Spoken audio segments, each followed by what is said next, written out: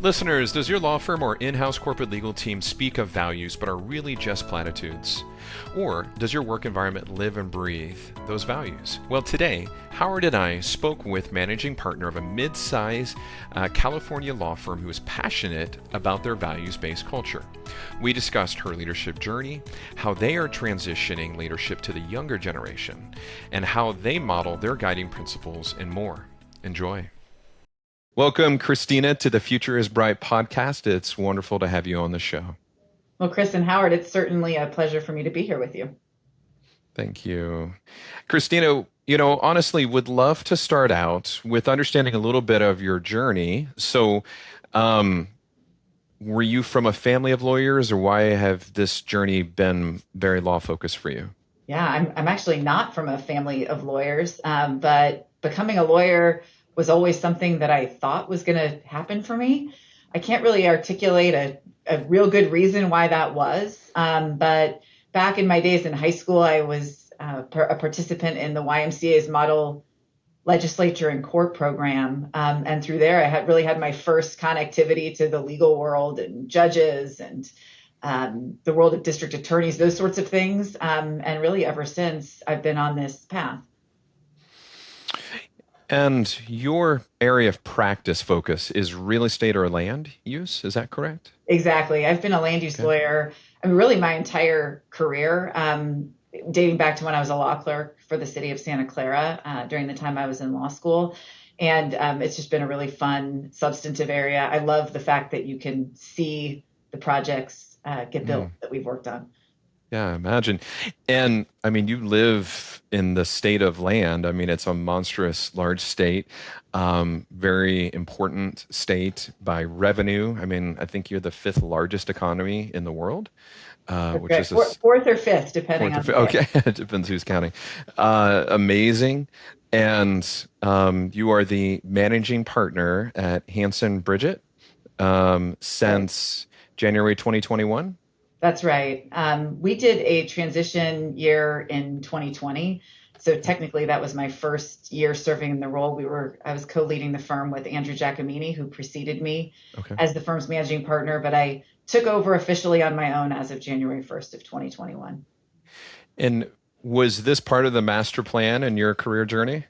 Actually, it was not. It wasn't. If you would have told me 6 or 7 years ago that I was going to be the managing partner of Hanson Bridgett, or any law firm for that matter, I would have laughed and told you were crazy, probably. It really wasn't something that was part of my plan. And frankly, it's something that probably only could have happened for me at Hanson Bridgett. So walk us through that journey. What happened to get you into that role? Yeah, it's a really interesting one. And again, I guess I want to amplify what I just said, which is it's something that really could have only happened here at Hanson Bridgett, or a firm like ours. I joined Hanson Bridgett just shy of 8 years ago now. So I'm still a relative newbie. I'm certainly a newbie if you think about the tenures of most law firm managing partners at their firms, right? Where they're in some cases the most senior partner, or someone who certainly is very long tenured at a firm. And I was exactly the opposite. I joined Hanson Bridgett from Big Law. I joined Hanson Bridgett to come to a firm that was deeply rooted in California's communities, which was, we talked about my land use practice briefly, but which is what that type of practice is all about. And quickly after joining, I became the real estate and environment section leader. So that's leading one of the 7 substantive practices here at the firm. And shortly thereafter, our managing partner, Andrew Giacomini, who led the firm for almost 2 decades, decided to step down, which kicked off a succession process. And was he already handpicking you and talking to you about this? Or was there a slate and there was a group of people? Yeah. When he decided to step down from leading the firm, it triggered a provision in our firm's partnership agreement, like I suspect many law firms have. And ours, I guess, in contrast to many other firms, is relatively vague. It says something to the extent of a succession, committee shall be formed, and that succession committee shall recommend the next steps for the partnership, that sort of thing. And again, because Andrew had been leading the firm for 20 years, that provision hadn't been triggered. And so there really hadn't been a process developed or put in place. So a succession committee was formed. We went through a really lengthy process. Ultimately, I was selected, but it was a long process. And it's not one where my predecessor, he certainly didn't hand select me. In fact, I called him when the process kicked off and said something like, I shouldn't even put my name in the hat, right? I've only been here for 18 months, less than 2 years. I shouldn't even be considered for this, right? And to his credit, he said, absolutely not. You should put your name in the hat. Mm-hmm. Let's see where this process takes us as a firm. So he encouraged me to participate and encouraged me to seek out the opportunity. But there was no handpicked successor here at Hanson Bridgett, if you will. And Kristina, as part of that process, did that come as part, you have to like produce a manifesto or your vision of running the firm? I mean, how did that kind of happen? Yeah, it was a lot like that. It was, a comprehensive set of interviews with the succession committee, ultimately with the partnership and, kind of a broader cross section of the partnership as well. But they asked, again, for us to participate in interviews. They asked for us to put in writing and, our vision. They had a number of questions that they asked us specifically to respond to. And interestingly, Howard, that document is actually something I refer back to with some frequency because I considered what I said in those documents about my vision, about my promises that I would make in leading the firm. I want to make sure I check in with those, right? And again, maybe some of them have changed over time, but want to make sure we're still headed in the direction that I envisioned for this great firm. I would imagine it helps with buy-in and executing on your strategy vision going forward because you get busy during your day job and then things kind of wander and go off piste. And I think if you have a document that says what you're trying to do and why you're different, that's probably good for business, good for the partnership. Yeah, and it's really helpful to check in as well, Howard, on what was important at that period of time. And there's a lot, as you both know, that has changed since 2019 to 2024. And we went through a lot of things that, frankly, were completely unanticipated, right, in 2019. I mean, nobody could have ever anticipated what 2020 and a once-in-a-lifetime pandemic would bring for all of our firms. But it's helpful to check back in, both to ground me in the reasons why I joined Hanson Bridgett and what Hanson Bridgett's all about. And again, also to check in just on those promises that I made to our partnership about the direction we'd head in with me at the helm. So on promises, I'm fascinated. I have one killer question I like to ask you because it's about managing people and obviously kind of keeping promises. So again, you're currently the managing partner of the firm. You were previously the mayor of Walnut Creek. Right. What's been more difficult? That's a good question. I think that they really present the same set of challenges, frankly.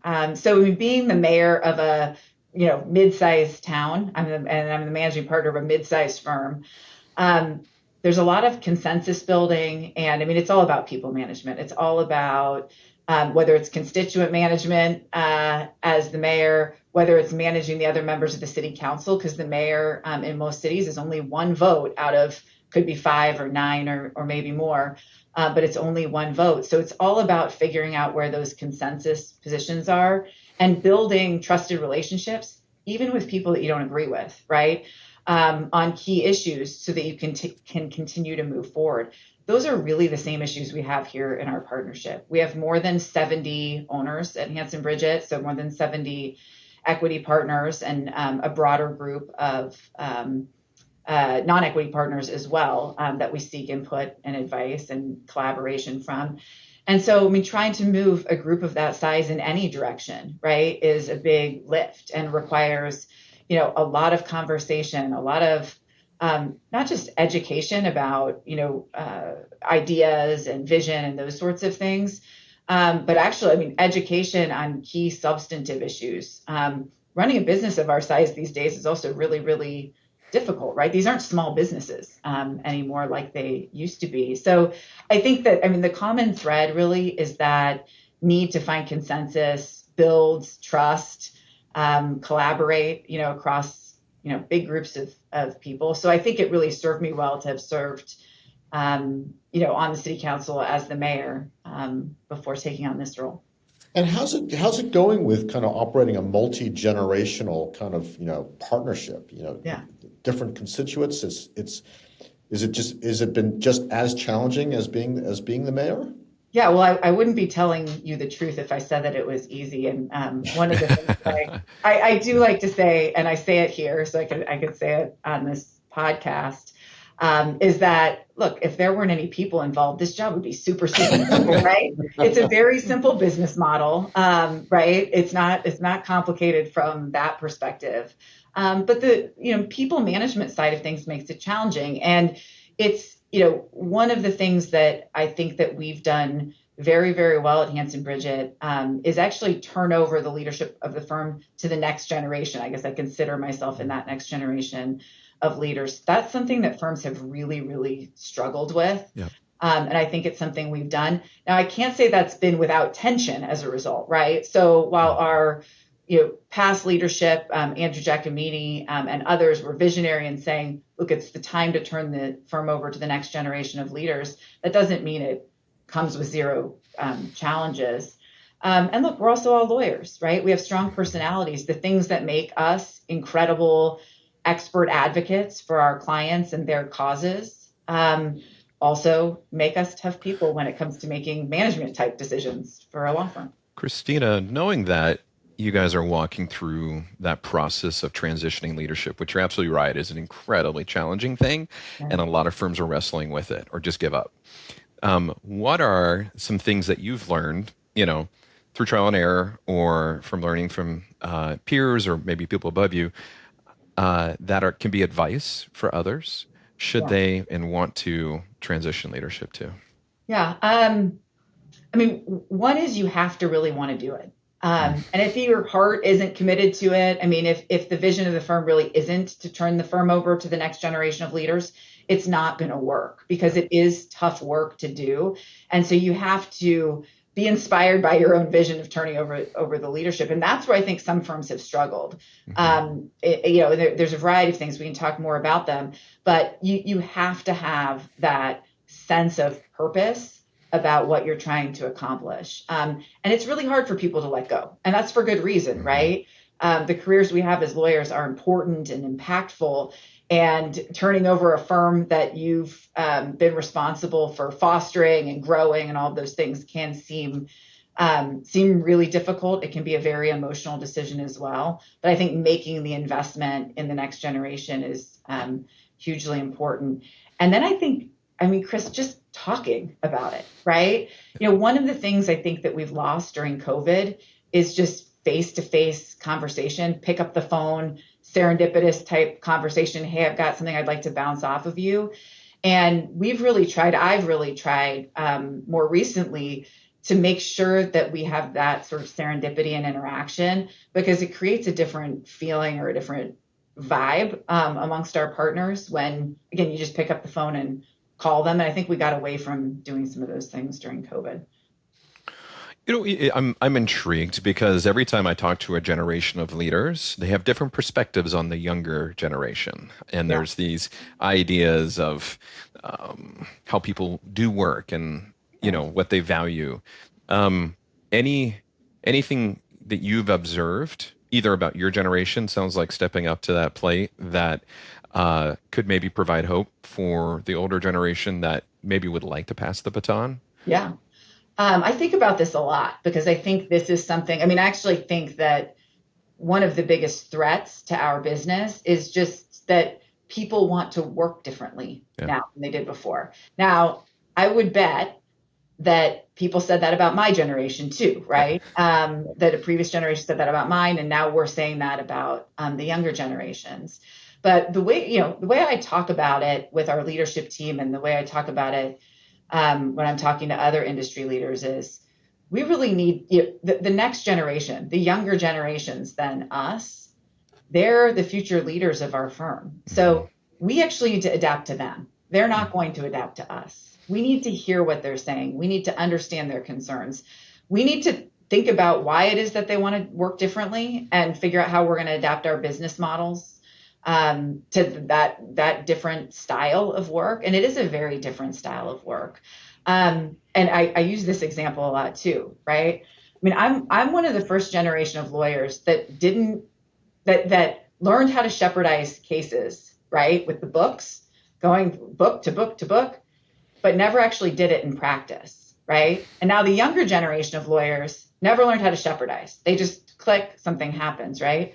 So we're all learning how to do this law job very differently. Yeah. And if I called the younger generation of lawyers and said, guess what? Starting tomorrow, we're all going to shepherdize cases by hand. We're going to go to the library. It's going to take us 4.5 hours instead of 4.5 seconds, right? We're going to do that. That doesn't make any sense. It doesn't make sense for them. It doesn't make sense for our clients. It doesn't make sense for where the legal industry is today.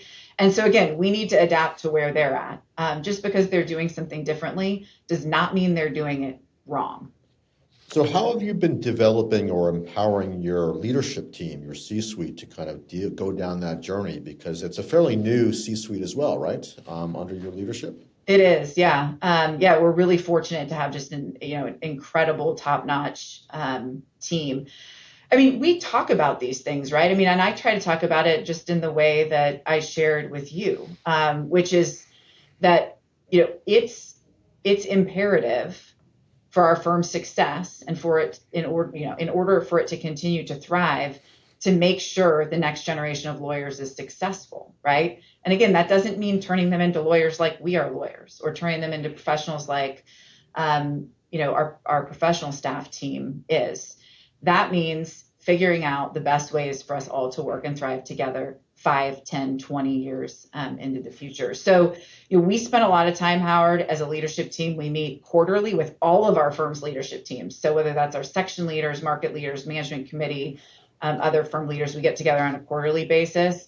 And then we also get together in small groups, I mean, really all the time. I had a big meeting earlier this morning with our chiefs to talk about, what's going on this week, what's upcoming, how we can manage issues. But I think it's about setting the tone and the vision for the future, and have it be actually future oriented versus sort of backwards facing. And has that been a big cultural difference from the previous leadership that has happened in the firm, or is that part of the DNA of the firm, really, that kind of collaborative way of working? Yeah, I mean, I think it's really built into the DNA of the firm, right? I mean, I think I'm in some sense evidence of that as well, right? I was, like I said before, a relative newcomer to the firm who, now serves as the firm's managing partner, and very quickly after getting here had a different leadership role. And so this idea of empowering the next generation, not doing things the way every other law firm has done them in the past, and making sure that we really are investing in the success of the next generation has always been important to the firm. So Howard brought up your leadership team, and I think one of the marquee things about your firm is there was a lot of women in leadership at your firm.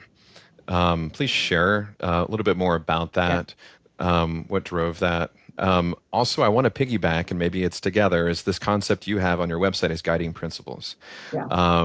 And so you guys communicate a lot about things that seem, to some people, could be platitudes, but it sounds like for you, it's very meaningful. It's very purposeful, and it really is who you guys are. So we'd love to hear. Yeah, I mean, we really do consider ourselves, Chris, a values-based organization. We were founded by a group. I mean, at the time, it was a group of men because the legal industry, well, it's still dominated by men, but 65 plus years ago, it really was significantly dominated by men. But founded by a group who, I mean, really believed in diversity, equity, and inclusion, and values-based lawyering before it was a thing, right? And we know that it certainly is now. I mean, one of the reasons I joined Hanson Bridgett was because the firm, has an equity partnership that is made up of just about 40% women. Cool. It changes from year to year, depending on the year, of course. Mm-hmm. But it's about 40% women. I mean, that's almost unheard of in the AmLaw 200, right? I mean, usually those numbers hover closer to 10% in the ownership group.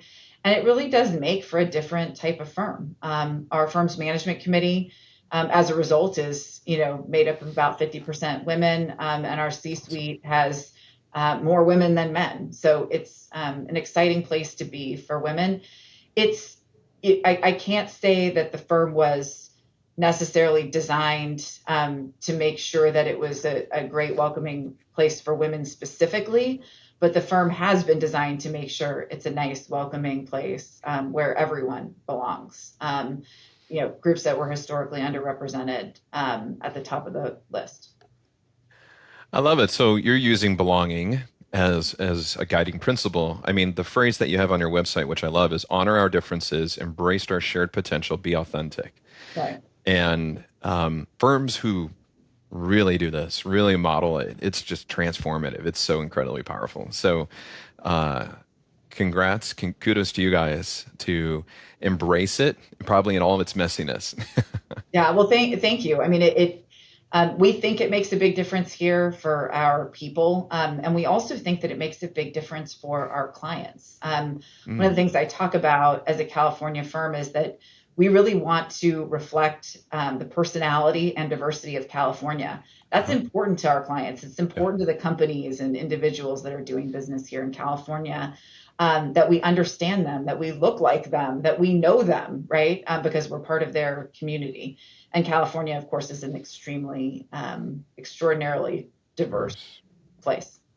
Yeah. So you have a phrase in here I just want to bring up because I love your guiding principles. I think they're really powerful for a people organization. Take care of yourself so that you have the capacity to give back and take care of others. Elaborate. Yeah, I mean, this is one of those things, I guess, in the broadest sense that really keeps me up at night, right? Making sure our people are well and can show up for what are really difficult, demanding jobs, right, in the legal industry. And so we do think that it's, frankly, I try to model. I was out last week attending to a family medical matter, and I try to make sure people know that that's why I'm out. I'm out taking care of my family, and I'll be back once the situation has resolved itself. We want to make sure our people have the flexibility they need to take care of themselves, take care of their families, so they can show up and do excellent legal work for our clients. And I do think this it's probably, like I said, the number one thing that keeps me up at night is, worrying about whether our people are well and how we can improve their mental health and wellness as an organization. So incredibly important, and I'm sure it's been a part of your DNA for your career, but even going through COVID, which you had leadership responsibilities in. I mean, oh my goodness, how have you navigated that aspect of making sure people are taken care of? Yeah, we have a new program this year that we've kicked off, and we actually worked with a legal industry professional, who is trained in these issues, and brought her team on to help us design some impactful programming for Hanson Bridgett that maybe is a little bit different than you just sending out the benefits notification that here's your mental health or wellness benefit.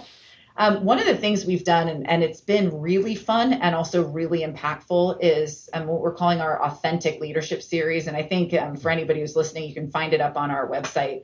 I was interviewed, and then another one of our firm leaders was interviewed, and we're interviewed by a colleague at the firm, and it's not really focused at all on lawyering. It's focused on who we are as people and that really authentic leadership style. What brings us here, things we're interested in.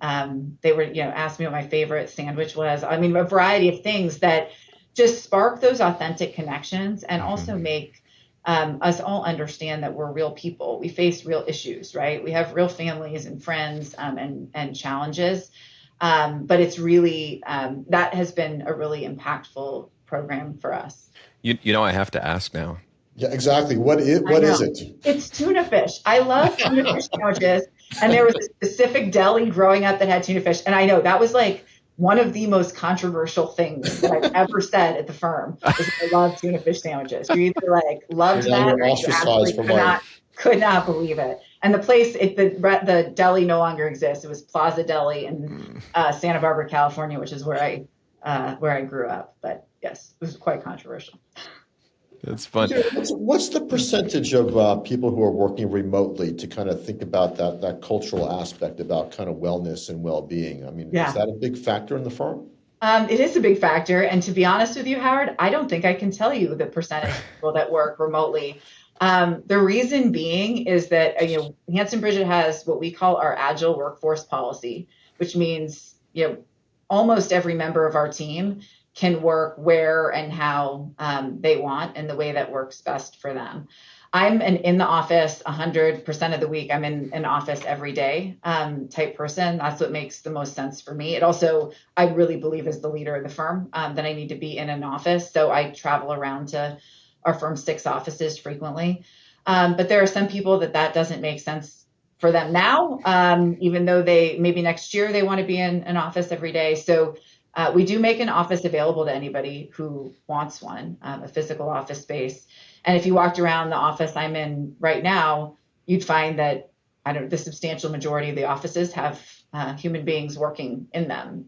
So people do like to come into the office. We track, we can tell how many people are coming in and out. And there are surge days where we have 100% attendance, and maybe it gets as low as 30% attendance in our offices on some other days. But we have this agile workforce policy and strategy that I think has actually really served us well. And for what it's worth, our strategy predated COVID. So this is not reactive to COVID, it predated COVID. That's wonderful. I bet that made COVID a little easier. Predating COVID, what we now call our agile workforce policy, we called our dynamic workforce policy. And I'll be frank with you, in large part, that was a reaction to the high cost of real estate in California and us trying to figure out, how best to make decisions about the sustainability of the firm from that perspective. We did back in 2018 and 2017, we did some internal studies. They weren't scientific, but we did some modeling to show that we thought certain people were actually more productive working remotely or not having to commute into the office. So we had that proof case back then, and ultimately ended up downsizing some of our real estate. And that our downsized real estate was delivered to us in January of 2020. So right before COVID. But again, in combination with that, we did a whole suite of technology improvements that then when COVID happened in March of 2020, really, really helped us. We had zero impact leaving and going all remote at the time. I mean, literally zero. I can't think of an impact that we had. It's amazing. I mean, that's an extraordinary story because most law firms, we're not ready. Right. And that's exciting. I wanted to ask Kristina, so if I had a magic ball and you could predict the next 5 to 10 years out, talk to us about the legal industry. I mean, you're seeing it from the economy of California, and I'm sure you have client work around the United States, but would love to hear from your perspective what you're anticipating seeing, the way you're looking at it. Yeah. I mean, obviously, there's a tremendous amount of consolidation that's happening in the legal industry, right? And that's been happening for some time. It's something I watch carefully, I think a lot about, and I don't see that trend discontinuing, although there are fewer and fewer opportunities for those combinations, right, as really large-scale combinations happen. I mean, one of the things, and I think that really where Hanson Bridgett's lane is, or our market position is in places where that industry consolidation means that certain legal needs are not being met.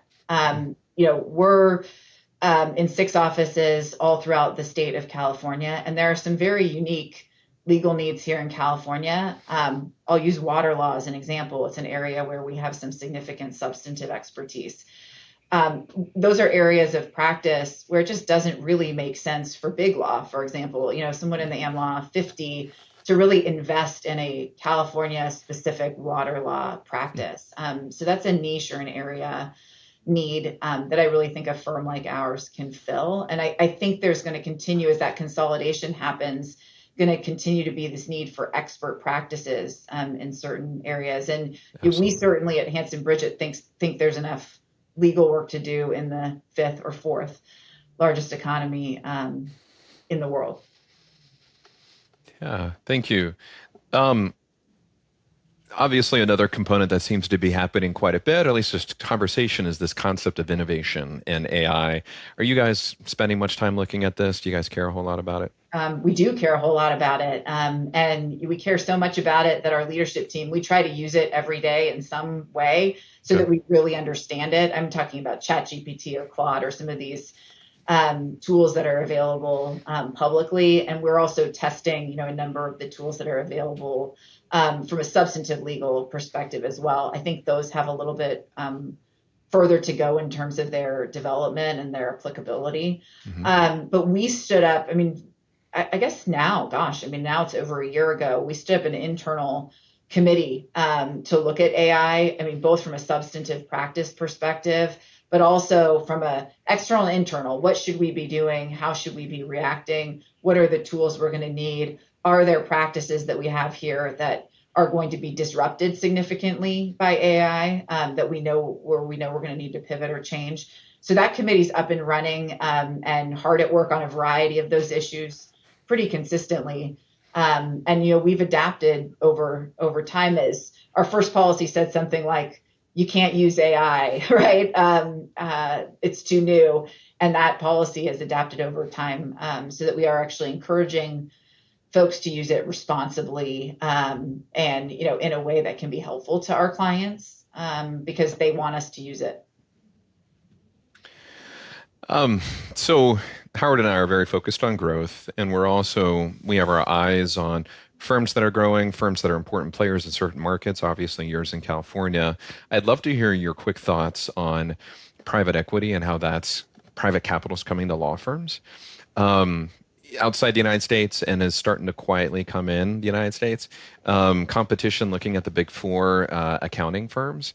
And then this whole idea of ABS. So the ABS structure that is UK and that is also being introduced to the United States slowly, like in Phoenix is starting to look at it or has it. Firms can take private capital. So It's an interesting subject. I'd love to hear your thoughts. Yeah, it's really fascinating. Actually, I was reading an article this morning, Chris, about private equity coming in and making an investment in one of California's big lobbying firms, right? Okay. So that looks a lot different because they can come in and make those investments in a way that can't currently for law firms in California. But it is very, very interesting. It's something that's definitely on our radar as we've watched those plays happen. All sorts of professional services. Whether it's medicine or accounting firms, as you mentioned, I think that it's something interesting. Now, there are a lot of things about our industry that are disruptible, right? And when private equity is making those investments, that's what it's looking to do primarily. And so we think a lot here about, well, what are those things, right? Where are the economies of scale or efficiencies that we should be attempting to suss out gain on our own so that maybe we won't need that private equity investment down the road. But there are definitely things that we can learn from some of those private equity plays that are being made. I've also thought for many years now that we're going to face, and we actually are facing, as you've noted, that increasing competition from whether it's the big four accounting consulting firms or smaller consulting firms who, again, just have the ability and knowledge of their corporate client base that will help them disrupt the legal industry. And look, as I said before, we're doing a lot of things that would be considered quite outdated, meaning the industry writ large is doing a lot of things that would be considered outdated. And that provides the potential to be disrupted, whether it's by AI or private equity or some really good ideas at the consulting firms.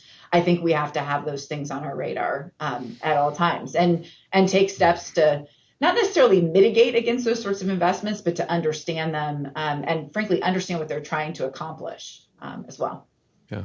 And it sounds like you're flexible and nimble enough to kind of navigate that unknown aspect of private capital, big four competition in the marketplace. Yeah, I think that one of the things I think a lot about, Howard, and we think a lot about as a leadership team is what is our market position, right? Good. And what are the types of practices that we have? Are they disruptable, right? By, one of the big four entering the market. And one of the places they entered it initially was in the sort of employment immigration context, right? Where they had a lot of knowledge, access to information, and that they could synthesize the data, they could synthesize and then really make a difference.